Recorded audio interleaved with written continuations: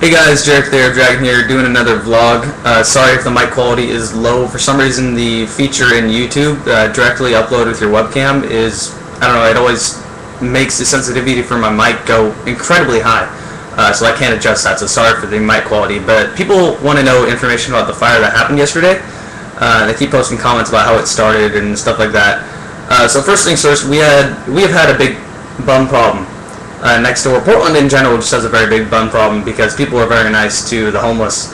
And when I say the homeless in Portland doesn't mean that they got screwed out of their house and, foreclosure happened and they had nowhere to go. Homeless in Portland means they can sit on the street and get money from people and make more money than someone actually working a real job.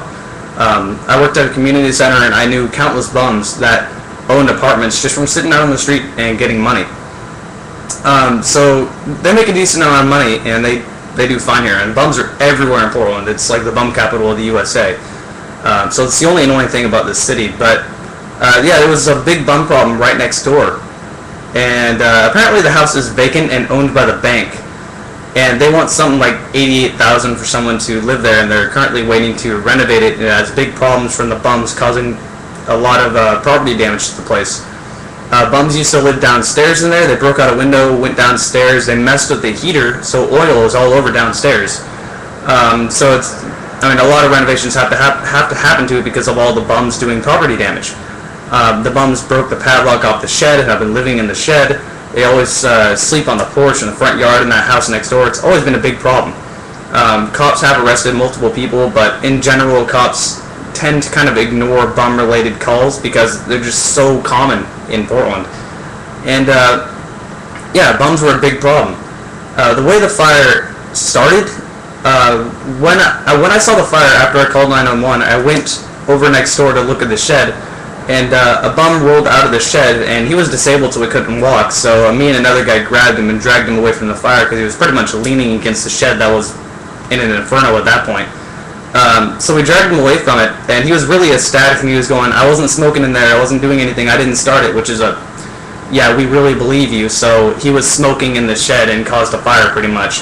What I'm willing to bet is that he was drinking and then just passed out and dropped his cigarette, and that's how the fire started. Either way, it started by him smoking and accidentally must have dropped it or did something while he was smoking to start the fire.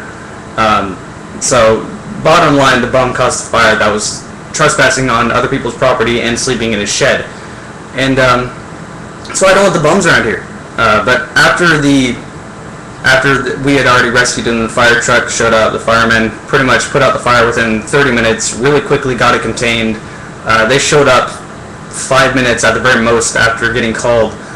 So they showed up very quick and did their job very, very quick. So thumbs up to the firefighters for that. They took care of it, and the only thing that was caught on fire, my neighbor's shed is completely demolished.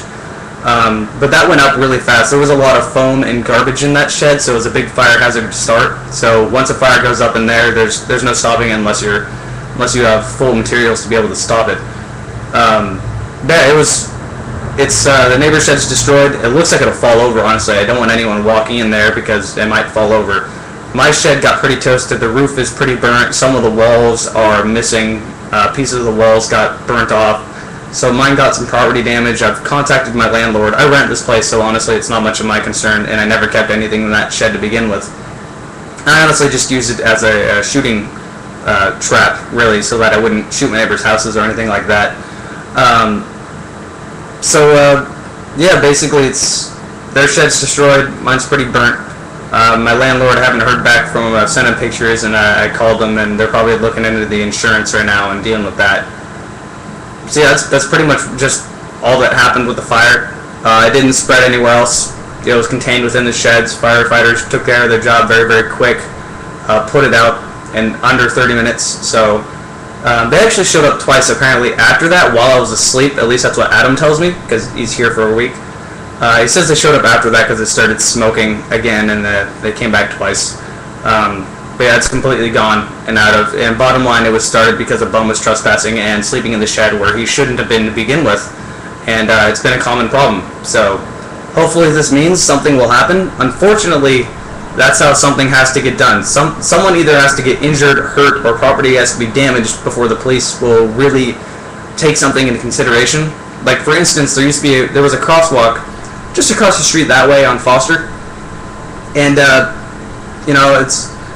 crosswalk wasn't really not fenced off. The crosswalk wasn't stated that it was a crosswalk very well. It basically just had white lines painted on the ground in the middle of a really busy street, and that was supposed to be the crosswalk. And someone had to get hit and die before they put actual lights at the crosswalk. So someone either has to get hurt or injured or something like that before anyone will actually do something about it. And it's unfortunate that's the way it happens, but that's how it happens. Anyway, there's some more information about the fire. A lot of people wanted to know, and I'll see you guys next video.